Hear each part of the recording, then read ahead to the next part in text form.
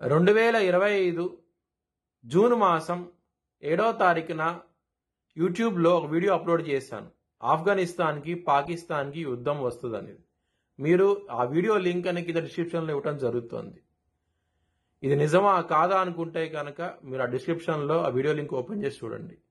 ఆఫ్ఘనిస్తాన్కి పాకిస్తాన్కి యుద్ధం అనేది మొదలైంది 8 అక్టోబర్ 2025న. ఇది ప్రూవన్ అయింది. జై శ్రీరామ్. 2022 నుంచి 2025 ఆగస్టు వరకు మొత్తం 18 ప్రెడిక్షన్స్ అనేవి ప్రూవన్ అయ్యాయి. ఇవన్నీ కింద డిస్క్రిప్షన్లో ఇవ్వడం జరుగుతోంది. కన్యారాశికి అధిపతి బుధుడు. కన్యారాశిలో హస్త 4 పాదాలు, చిత్త 1-2 పాదాలు మరియు ఉత్తర 2, 3, 4 పాదాలు ఉంటాయి. ఈ నక్షత్రం వాళ్ళందరికీ నేను చెప్పే వార ఫలితాలు వర్తిస్తాయి. ఈ వారంలో కన్యా రాశి వారికి 2వ స్థానంలో బుధుడు యోగిస్తున్నారు, రాహు యోగిస్తున్నారు 6వ స్థానంలో, గురువు గారు యోగిస్తున్నారు. మొత్తం 3 గ్రహాలు యోగిస్తున్నాయి. 7వ స్థానంలో శని భగవానుడు ఇబ్బంది పెడుతున్నాడు. కొంచెం జాగ్రత్తగా ఉండండి. బ్రాహ్మణుడికి అన్నదానం చేయండి, చాలా మంచి ఫలితాలు ఉంటాయి.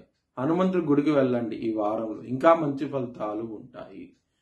ఏదైనా రోజున మీరు పని స్టార్ట్ చేయాలనుకుంటే కనుక బుధవారం రోజు స్టార్ట్ చేయండి, ఖచ్చితంగా విజయం సాధిస్తారు. శుక్రవారం రోజున మాత్రం ముఖ్యమైన పనులు స్టార్ట్ చేయకండి. స్టార్ట్ చేస్తే కనుక వ్యతిరేక ఫలితాలు ఉంటాయి. ధన నష్టం వచ్చే అవకాశం ఉన్నది. శత్రువులు ఎక్కువ అయ్యే అవకాశం కూడా ఉన్నది. కొంచెం జాగ్రత్త తీసుకోండి. కన్యా రాశి వారికి కుటుంబ పరంగా మాత్రం ప్రాబ్లమ్స్ ఉన్నాయి. కుటుంబాధిపతి నీచబడ్డాడు కన్యా రాశిలో. ఈ గ్రహస్థితి ఉండటం మూలంగా ఫ్యామిలీ పరంగా ప్రాబ్లమ్స్ అనేవి ఉంటాయి. మనీ అనేది సకాలంలో చేతికి అందుతుంది. ఎటువంటి ప్రాబ్లమ్స్ ఉండవు మీకు. లవర్స్ కి మాత్రం చాలా ప్రాబ్లమాటిక్ గా ఉంటది.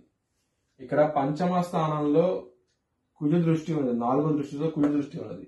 పంచమాధిపతి 7వ స్థానంలో ఉండి రవి దృష్టి, శని దృష్టి రవి మీద ఉన్నది. ఈ గ్రహస్థితి ఉండటం మూలంగా లవర్స్ కి ప్రాబ్లమాటిక్ గా ఉంటది ఈ వారం అనేది. శత్రువులు అనే వాళ్ళు ఉండరు, శత్రువులు మిత్రులు అవుతారు. 6వ స్థానం మీద గురువుగారి దృష్టి ఉన్నది, 6వ స్థానం రాహు ఉన్నారు కాబట్టి శత్రువులు అనేవాళ్ళు ఉండరు. మీకు చాలా మంచి ఫలితాలు ఉంటాయి.